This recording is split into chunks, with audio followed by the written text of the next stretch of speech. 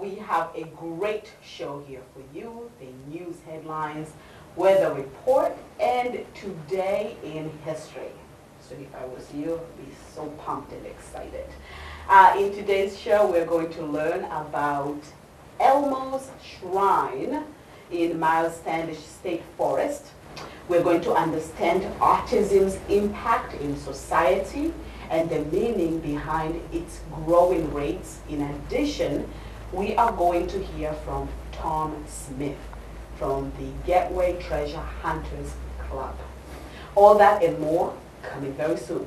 But first, let's take this moment to thank Not Your Average Antiques, an antique shop down Cranberry Highway in East Wareham, for donating the props that you see in the Good Morning Wareham set.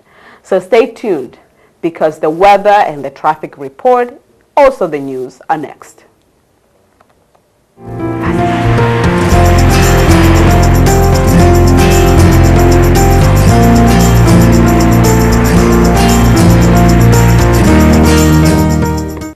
Partly cloudy and few snow showers later in the day.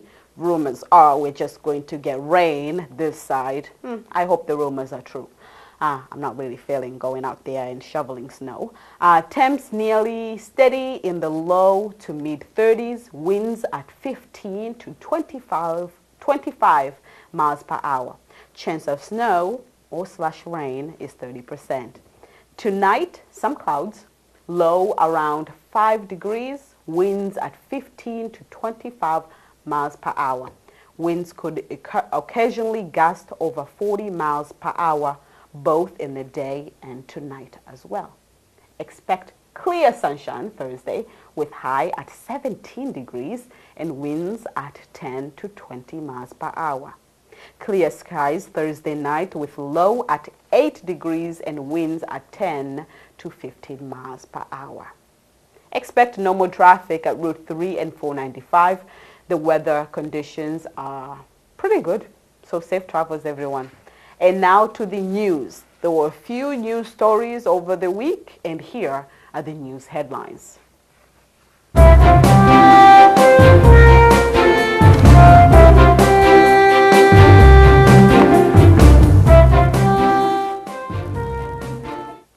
Wareham Week was bustling with these headlines over the week. Wareham police are urging residents to be aware of a suspicious phone calls this week after an elderly resident was scammed for $10,000. According to reports, the victim of the scam, whose identity was not released, received a phone call from a man who said that the victim's grandson was in jail. The victim was then instructed to go to Lowe's and Home Depot to purchase the gift cards, which the scammers said would be used for the grandson's release. The victim reportedly took $6,000 from their bank account and another $4,000 from their credit card to purchase the gift cards.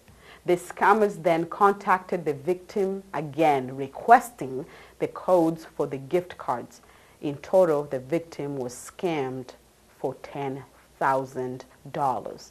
The Wareham Police Detective Division is now working to investigate the incident. In another news, Wareham Selectmen reaffirm special municipal employee status for school committee members.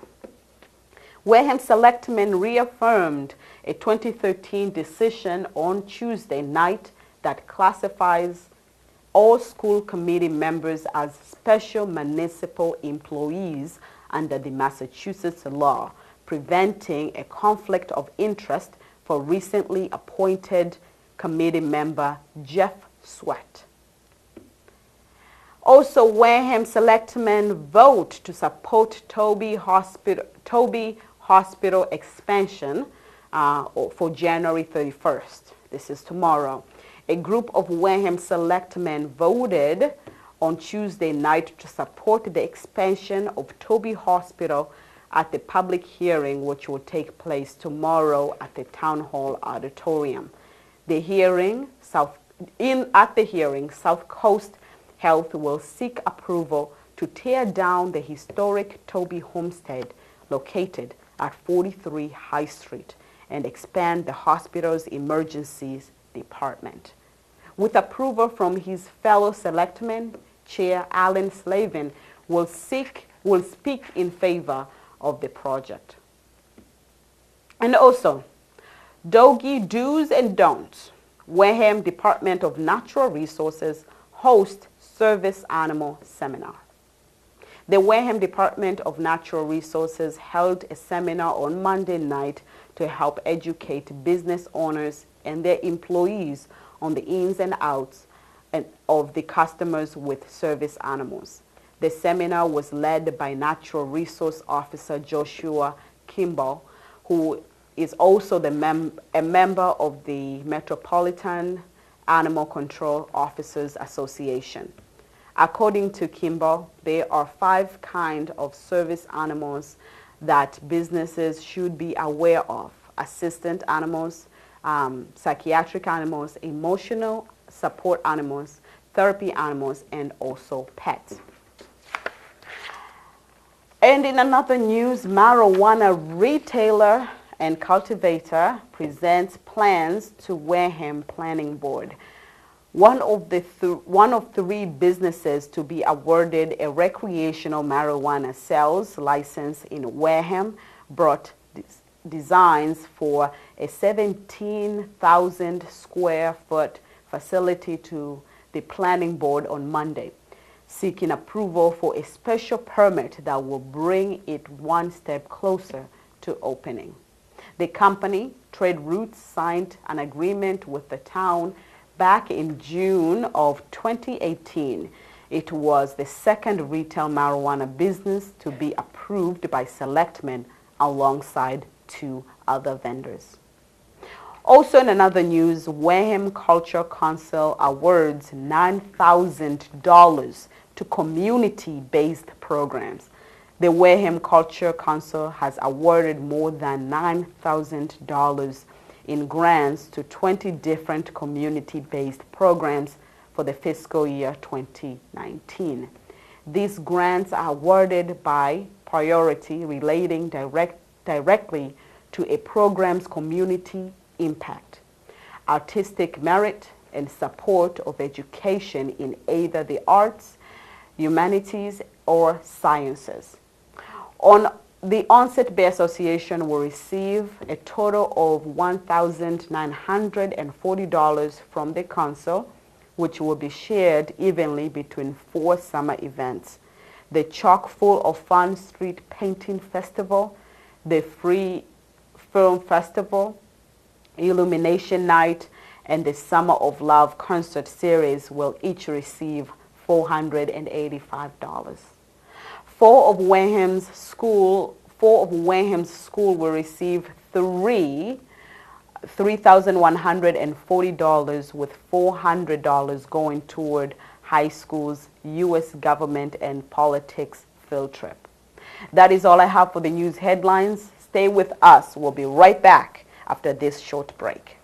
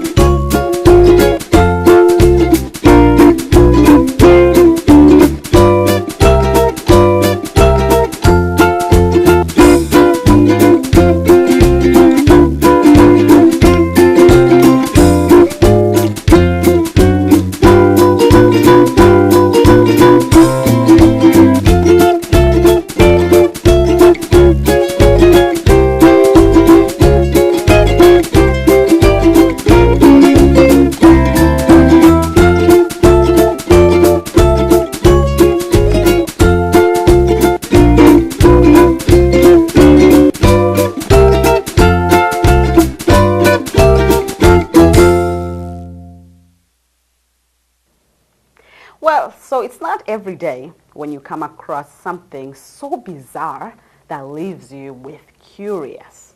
Last week, a friend of mine called me to tell me about a discovery he had made while hiking in Miles Standish State Forest.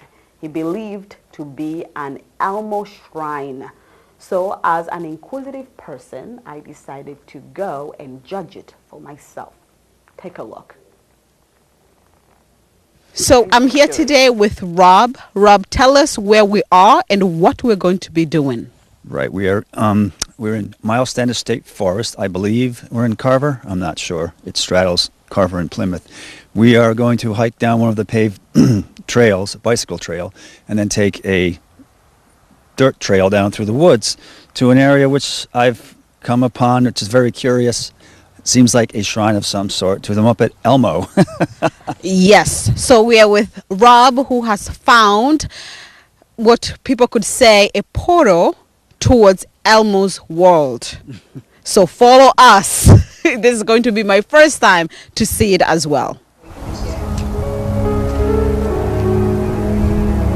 So how often do you normally come to this trail? This one in particular, probably been here a half a dozen times, but I spent a lot of time in the park. I just go to many different areas. This was just peculiar, so I thought it was neat to look at it. Okay.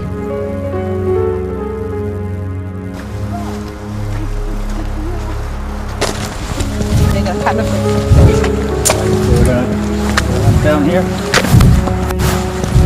Shall I go? I'll go first. You go first. I would normally let the lady go first. I have no clue where I'm going. You know, from here and then.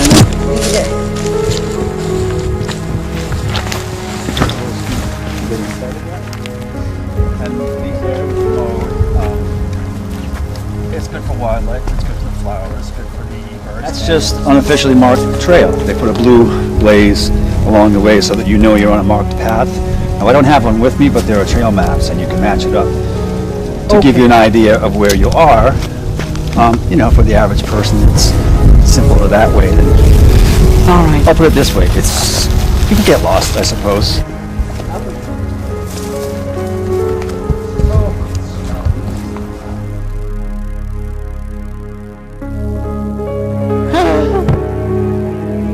What happened? Stop right now.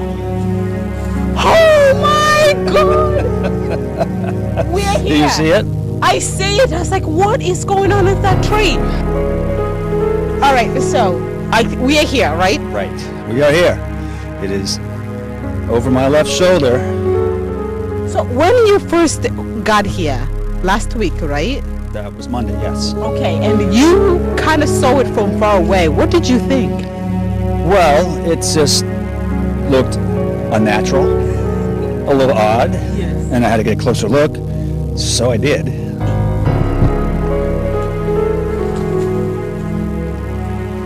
Oh my God.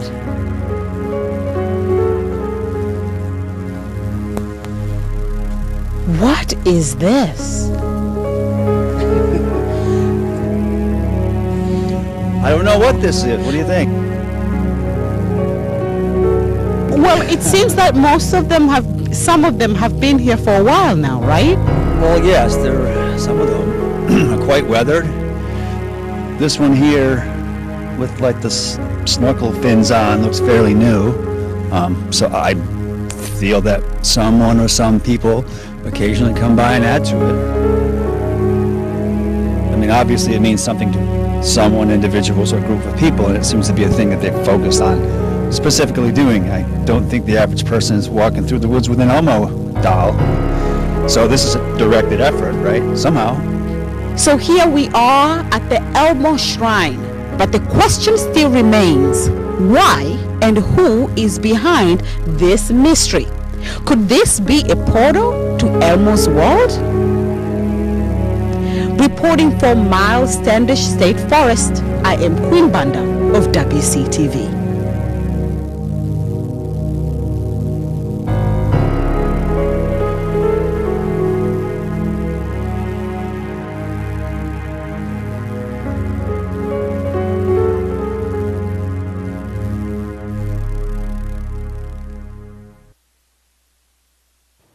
Ooh, are you spooked? Because I was very, very spooked. You know, that I don't do that every single day, going out there looking for creepy things. But, well, I had to take, you know, I had to go out there and see it for myself for just that once. But the sad news is I think they're going to clean the shrine out. I do not know when, but that was the update. So welcome back to continue with the spirit of reliving the past stories. In the following program, we are going to learn about the impact of autism in society and the meaning behind autism's growing rates. So take a look. Whatever your stance is on autism, a couple facts are indisputable. Its rates are rising. There are more children being diagnosed with autism than there was in the past. It is costing us billions of dollars. People with autism will need lifelong, very intensive supports, and others will need a lot of support, but maybe not as intensive, and then others will need inconsistent but support at times. And schools have no choice but to adapt.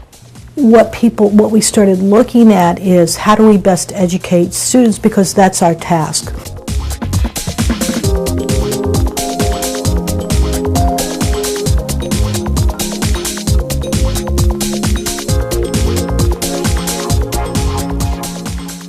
This complex brain condition that encompasses a broad range of symptoms is also the fastest growing developmental disability.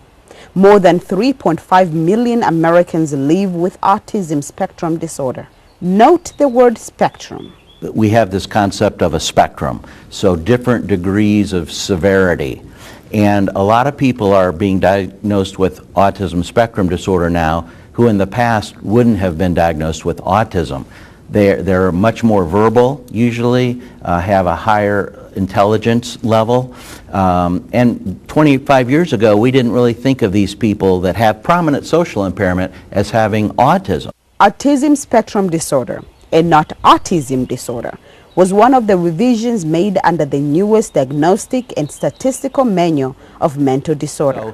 We have this manual in psychiatry called the Diagnostic and Statistical Manual of Mental Disorders, and there have been up to 5 editions. And in DSM-4, there were 5 essentially types of autism: autistic disorder, Asperger's disorder, Rett's disorder, childhood disintegrative disorder, and pervasive developmental disorder not otherwise specified. That's all been eliminated. We have one term, autism spectrum disorder, and I think that's problematic. Problematic, such as the number of special needs students are soaring. As the numbers rise, and so are the costs, and the schools are facing the brunt of it. So no matter what a student comes to us with, our job as a public educational system is to provide the least restrictive environment. It costs $8,600 extra to educate a child with autism.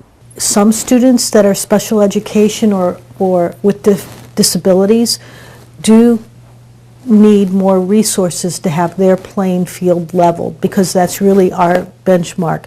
We want every student to be able to access the curriculum at their level.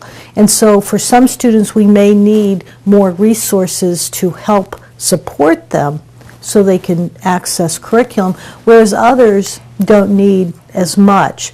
Factoring services and education, a child with autism averages more than $17,000 per year, with schools footing a large chunk of that bill. And certainly with numbers of special ed students that we have in Wareham, it does take a portion of our budget. Children with autism grow up and become adults with autism, which means that age isn't the key towards independence. Entitled services qualify up to age 22, while autism is a lifelong disability.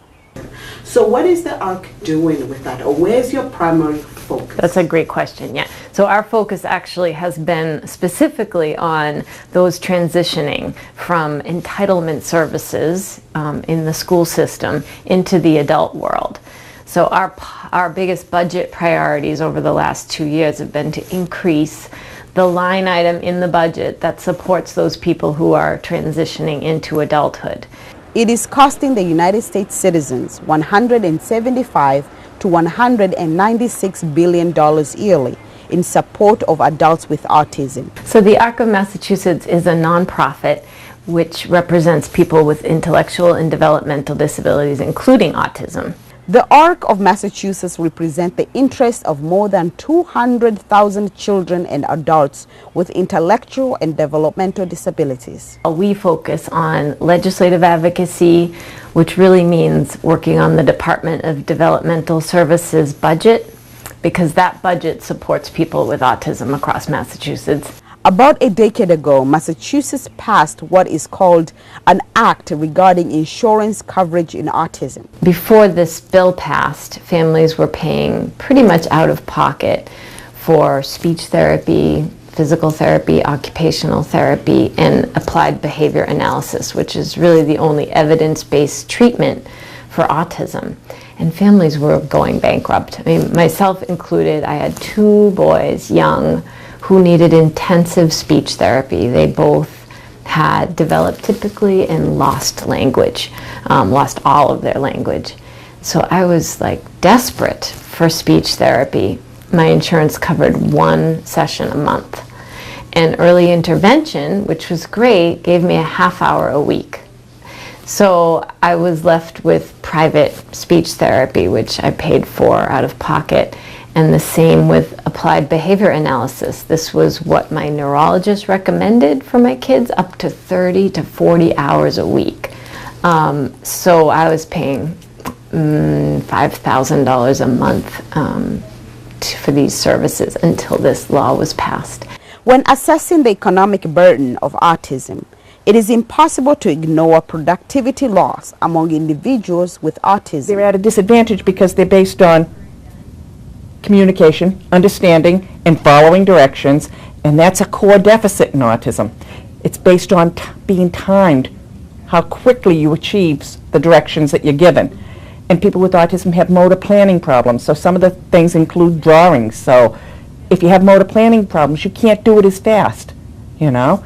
It's like setting people in wheelchairs on the starting line with, you know, all the able runners and saying go at the same time and saying, wow, they didn't come in very fast, did they? You know? Only about 20% of young adults with ASD worked full-time at either a current or most recent job, and their average pay was only $8.10 an hour. So a lot of people consider autism a deficit, but people today talk about autism as another form of diversity. It's called neurodiversity. And it is that neurodiversity that Michael says will attract companies, especially tech companies, in hiring individuals with autism. So you get dependability, you get accuracy, incredible accuracy that maybe other people may not be able to do. And again, everybody's different, but a person who can point out mistakes, can point out errors, can keep things in a rigid framework. So again, neurodiversity, there are specific attributes that a person can bring to their job. They may need to wear headphones while they're working. There may be some unusual body movements happening, but it's about celebrating that difference, not being afraid of it. HMEA, in collaboration with EMC, have been running the Autism Advantage at Work, an initiative that works to invest on skills and potential of high-functioning individuals with ASD. Michael explains the cohort model inspired by the ARC of Philadelphia. So the way the cohort model works is that people spend time going through a very specific curriculum that's been developed over 3-4 years. It's the soft skills, it's work behavior, it's about, you know, getting to work on time, it's where things are in the environment. And during that time, people will also be working on very specific projects. They might use something, in the past, for example, they used something called Lego Mindstorms. So you have a project to build something, and then the hiring managers can see how people think, how they work in teams, what their process is. How many positions companies such as Dell, EMC are looking to fill with individuals with autism? The truth is, in Massachusetts, we don't know yet. Funding for this program comes from various pockets, including grants, the Healthcare Foundation of Central Massachusetts, banks, and state agencies, and hoping that in the future, The program makes secure funding from corporations. Looking at most job applications or qualifications, they ask for somebody to work independently. Businesses love that quality. Now, having a mentor, that is adding an additional person to watch over person you hired. Yeah. How are businesses responding to this? Well, the number one business imperative is to have talent. And we have extremely low unemployment. There are tens of thousands of IT jobs that are unfilled, tens of thousands of other jobs that are unfilled. So the benefit to the company is huge. Apart from the stigma, most corporations are turned off by the cost associated with training an individual with ASD. In 2002, per $1 earned, ASD cost vocational rehabilitation $26.74 in training. But Michael says that this is an investment well spent. Let's stay with the major corporations for a minute. It's really a triple win. It's the person with autism. They get an employee that they couldn't fill. They have thousands of openings. And third, the person then no longer needs public assistance. So it's really a triple win, and there's been some research about that. But in general, people need employees. We have a company right over here, Tegra. It's a small company. It's a medical device company. And right after we held an autism summit, they met someone with autism there, and they hired the person. So he works the overnight shift. He doesn't like to be around too many people, but he can do his job independently once he's been given a structure. Here are more facts for you. We do not know what causes autism. However, a number of theories and factors are being tested. And since we have no direct causation, we do not have a cure for autism. It's just that at this point there is no magic bullet. And so learning to live with, learning to accept, learning to appreciate sort of the pluses that autism brings.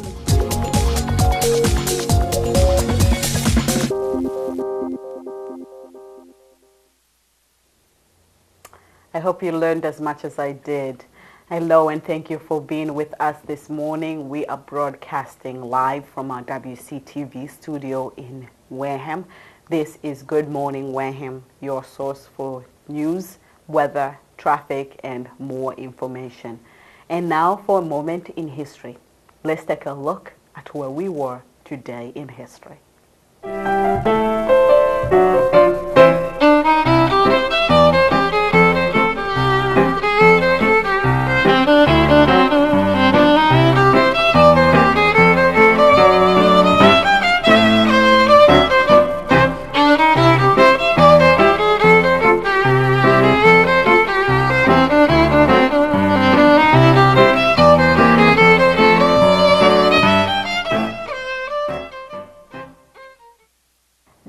Well, January 30th, on this day in history, one of the world's most influential leaders was assassinated. Muhammad Gandhi, the political and spiritual leader of the Indian independence movement, died. Gandhi was born in 1869 in India. Known as Mahatma, or the Great Soul, during his lifetime, Gandhi persuasive methods of civil disobedience influenced leaders of civil rights movements around the world, especially Martin Luther King Jr. in the United States. And also today, back in the day, we learned that being a president is not only a tough job, but a dangerous one. In this day back in 1835, President Andrew Jackson, the seventh president of these United States, survives the first attempt against the life of the president. During a funeral service honoring the late Representative Warren Davis of South Carolina, a man identified as Richard Lawrence discharged two separate pistols in the direction of President Jackson. Both weapons misfired, and Lawrence was promptly subdued and arrested.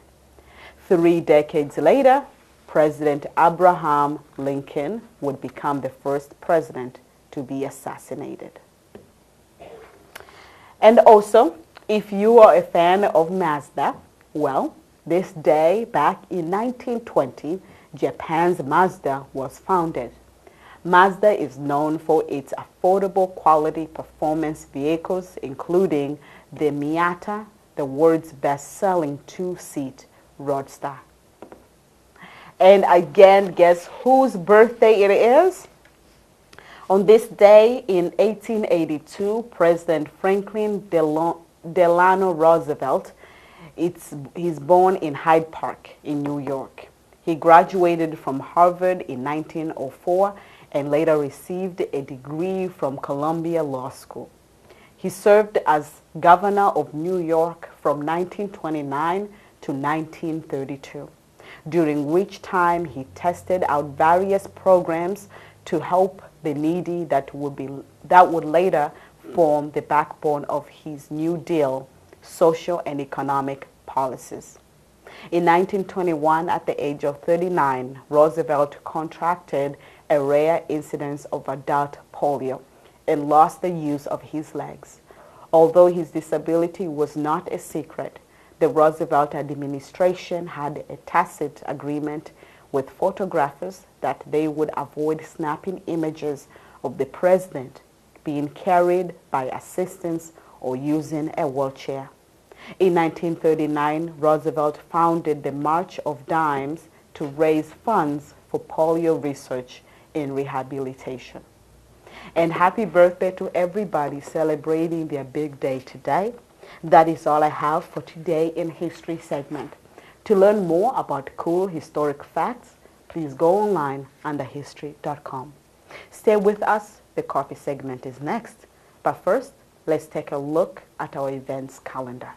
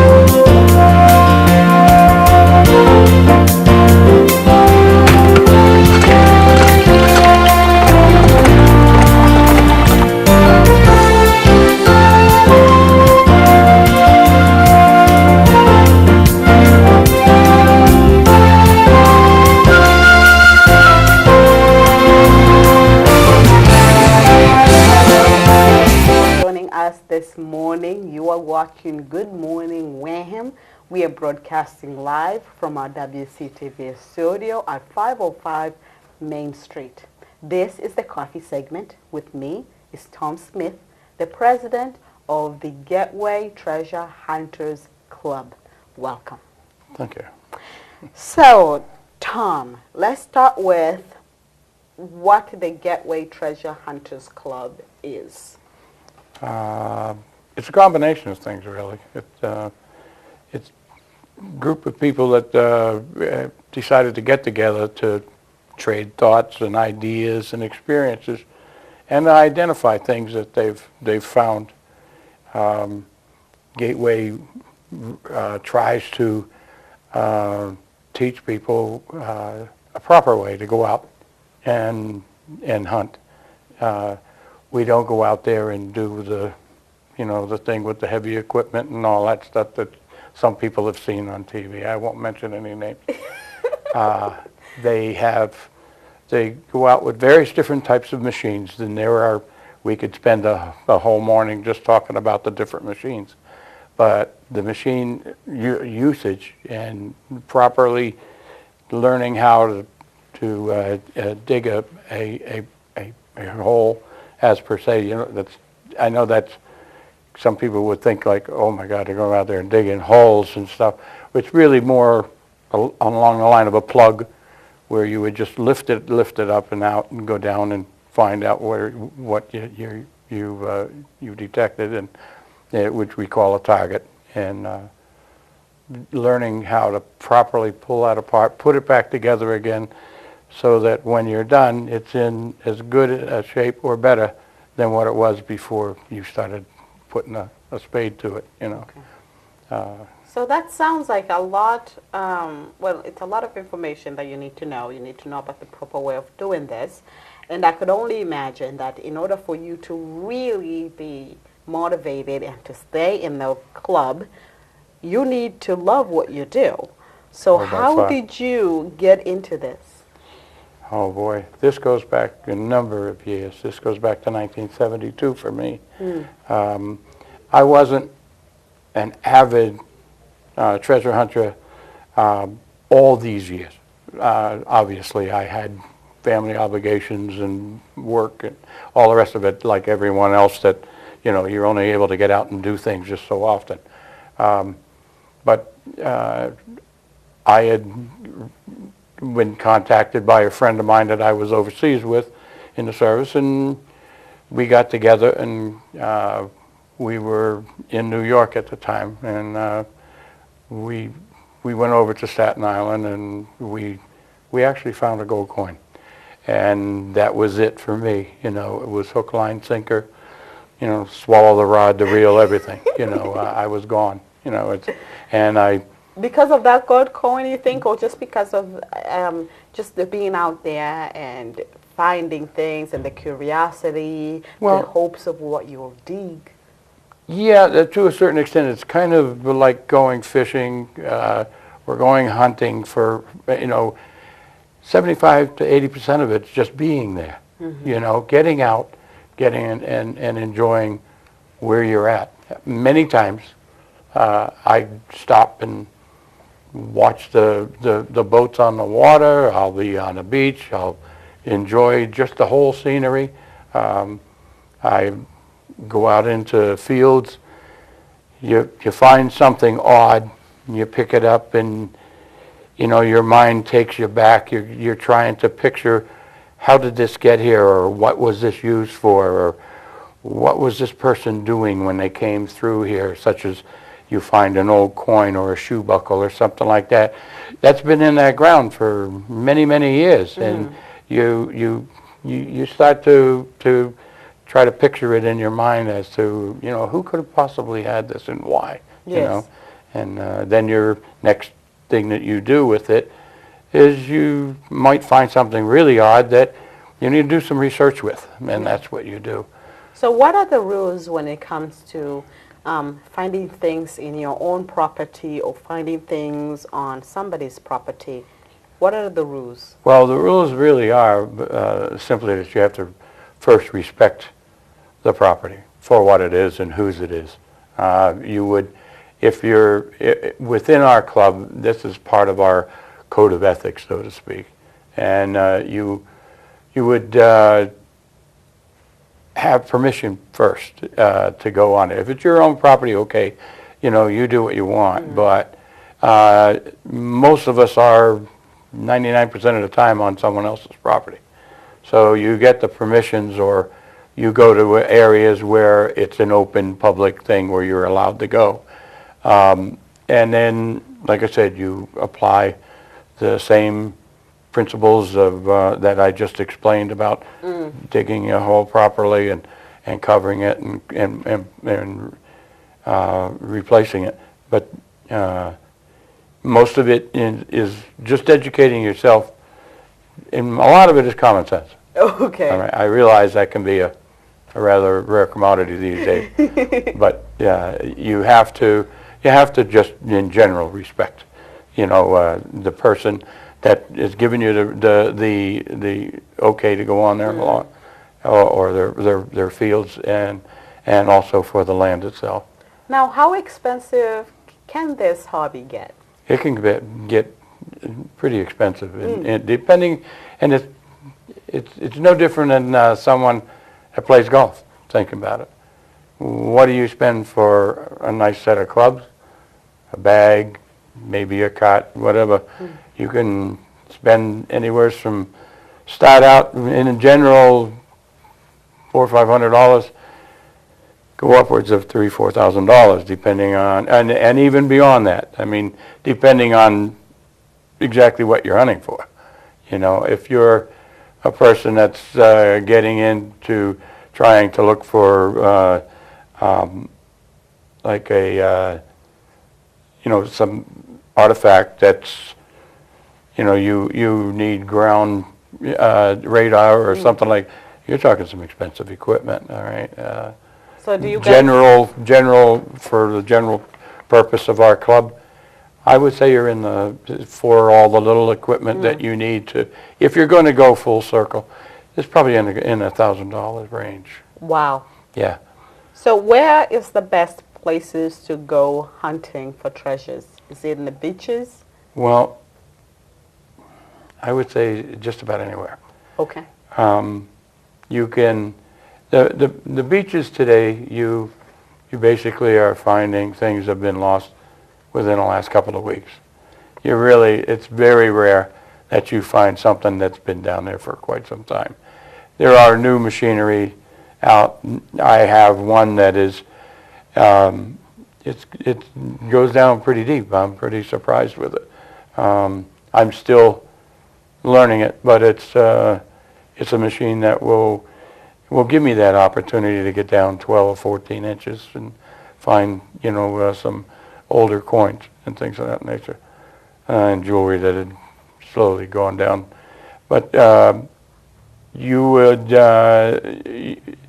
it's all in where you research to go. It's do you want to, for myself personally, I like all the different phases. I like going on the beach, I like going in the water, I like going in the fields, I like going in the woods, and there's different gear for different things that you do, such as on the sand you'd be using a scoop that allows you to sift the sand out, and in the dirt, specialized shovels and digging tools, hand tools, various different things like pinpointers, which has become just a staple now for anyone that does it because of the time and effort that it saves. Yeah.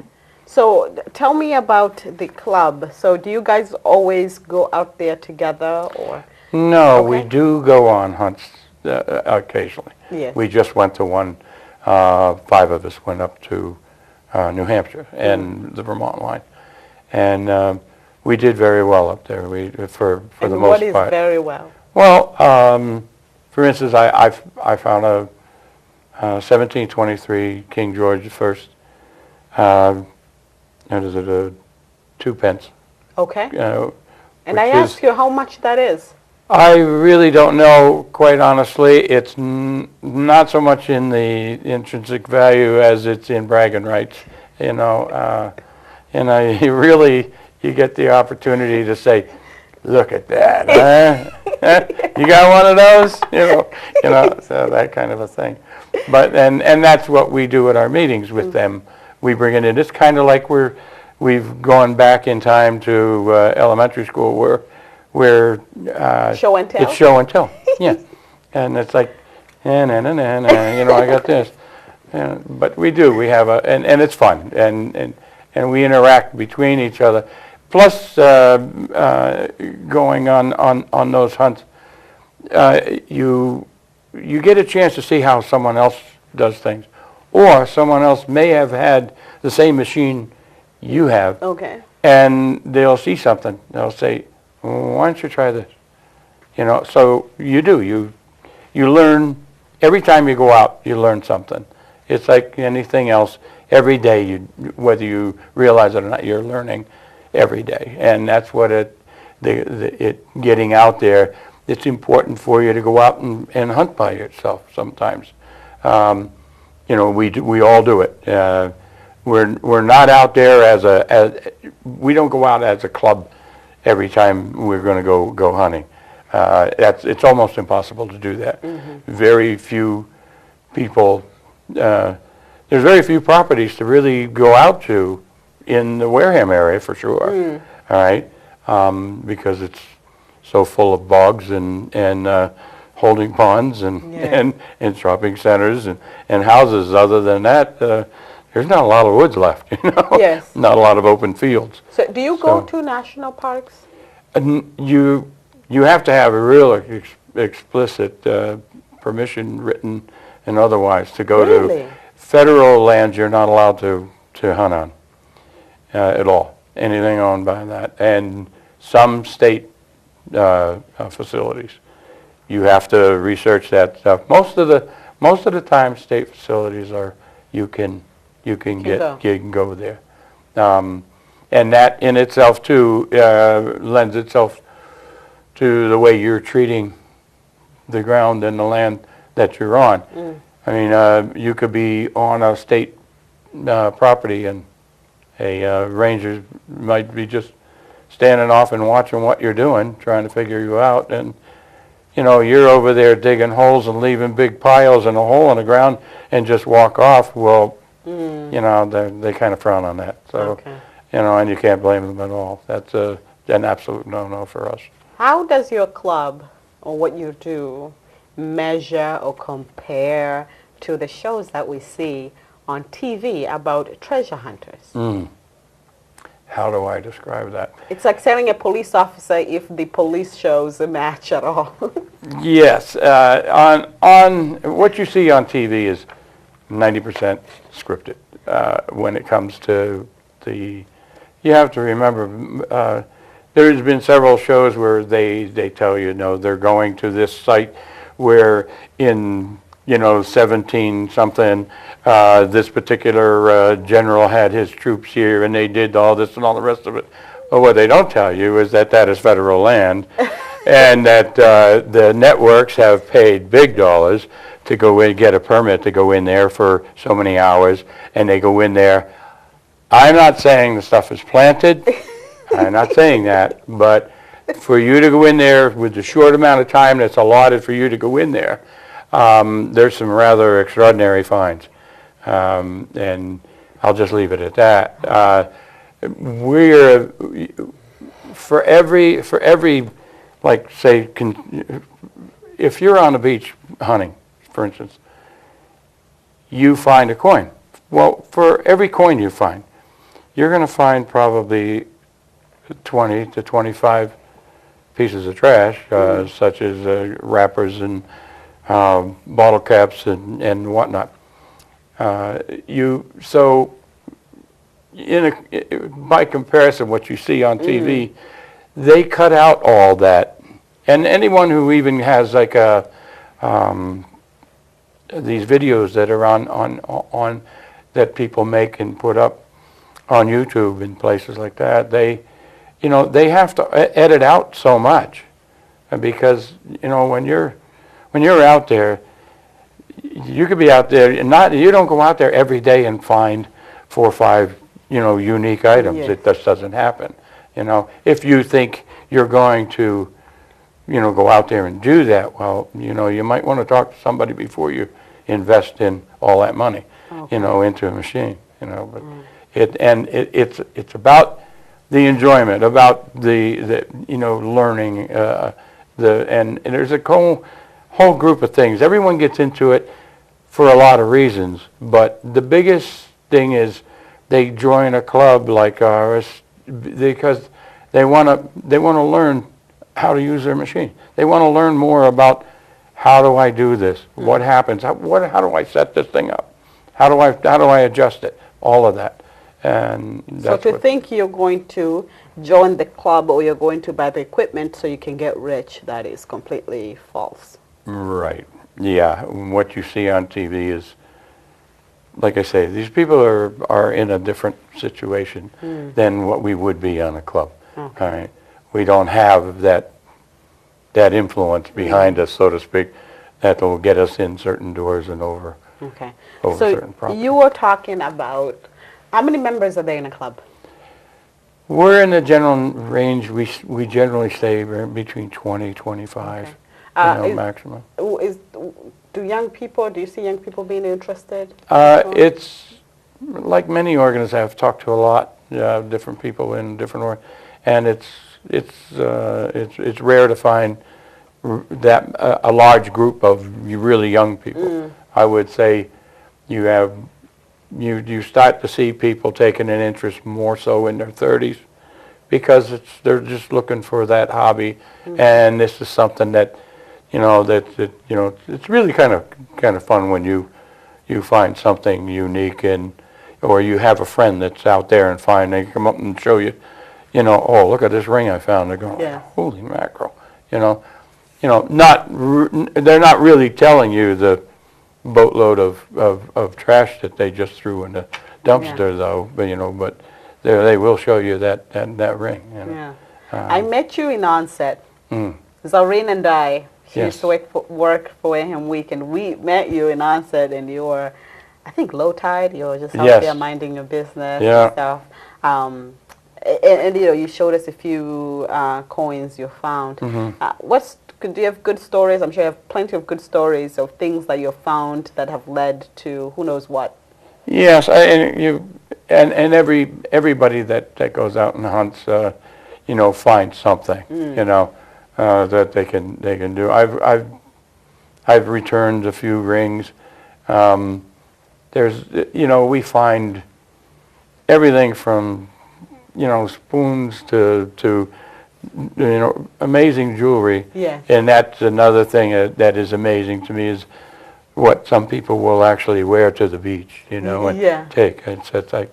I guess it's still a fashion show. So when you find something like that, you post online that I found this, if somebody, or it depends on the quality. We will do that. It's if say for instance there's an identifier, if I found a ring and there's an inscription in it, or there's the letters of their names, or they're in there and that kind of thing. We'll definitely try to find it and return it. We, as a group, went down to Yarmouth area 2 years ago, I think it was, and there was a gentleman down there who had been a World War II Marine, and he had his Marine ring, and he was working on clearing some brush down on the conservation land down there, and he was throwing stuff around and he lost the ring. Well, this man's in his 70s, late 70s, and he always had it, and he was just devastated by it, and we heard about it through one of our members who owns a treasure shop down there, and we went down with a group to help find. And we got out. We met the gentleman, and we started to do it. And then not everybody even got into the wooded area and all the rest of it before they even found it. They found it immediately. Do you do that often? Do you help people find things? Whenever it's possible. Whenever it's possible. Yeah, whenever it's possible. It's like we get some strange, you know, it's usually individuals that will, someone will say, hey, I know somebody that's got a metal detector, and that's how it comes to us. We do, you know, now like for instance, I will take a presentation from the club.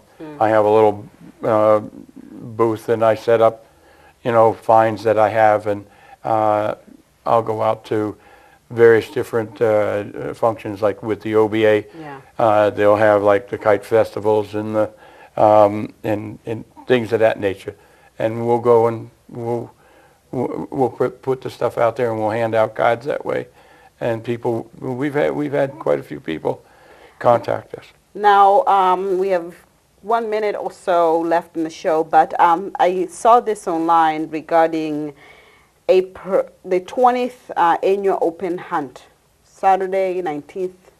Oh, that was a long time ago. Excuse me. Yes. Do we have another event coming up? No, we don't do the large beach hunt anymore for a lot of different reasons. Okay. There's been, you know, with the different regulations, parking facilities, and all of that gets tied up with it. And I don't want to get into any of the politics of all of it, but we've changed our venue on it. We don't really do a lot of fundraising right now. We're in a process of trying to, you know, come up with some new ideas, you know, on things. We support, you know, Wareham and the OBA and stuff like that. We do, and you know, it's like I said, we're a nonprofit without being a nonprofit, you know. Well, thank you so much, Tom, for being here. Thank you. To our viewers, thank you for joining us this morning. You just heard from Tom Smith, the president of Gateway Treasure Hunters Club. If you'd like to learn more about the organization, you can find them on Facebook. If you type in Gateway Treasure Hunters Club, you actually had www. Okay, we'll give them a link. No worries. But it's Tom Smith. Tom Smith, and if you're connected on Facebook, if you type in Gateway Treasure Hunters Club, you'll be able to find the page. You have to join in, ask to join in. As a group member. As a group, and then you can contact Tom. So I will be here Friday, and I hope you'll also be here Friday. If you missed this episode, do not worry, don't panic. It will re-air this evening at 6. Thank you for joining us, and I wish you all a wonderful day. Bye.